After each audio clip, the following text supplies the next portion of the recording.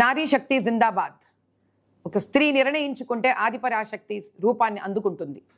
హైందవ ధర్మ సంస్థాపనకే కాదు, దేవాలయ సంరక్షణకే కాదు, గౌ సంరక్షణకే కాదు, ఒక హైదరాబాద్ లోక్సభ పార్లమెంట్ సంరక్షణమే కాదు, దేశ సంరక్షణానికైనా వెనుకాడదు స్త్రీ.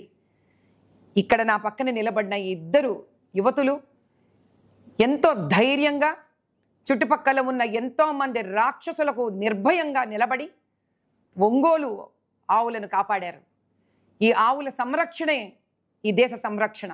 దీనికోసం మేము ఎంత దూరమైనా వెళతాం, నిర్భయంగా పోరాడతాం, ధైర్యంగా పోరాడతాం, ధర్మం కోసం పోరాడతాం, న్యాయం కోసం పోరాడతాం. ఆవులను హింసించాలన్నా, వాటిని సంహరించాలనుకునే వాళ్ళందరికీ ఇదే నా సమాధానం. ఖబర్దార్, ఇంకొకసారి మీ మనసులో ఆలోచన వచ్చినా కూడా కింద నుంచి కంపరము భయం పుట్టేలా చేస్తాం. జై బోలో భారత్ మాతా కీ జై.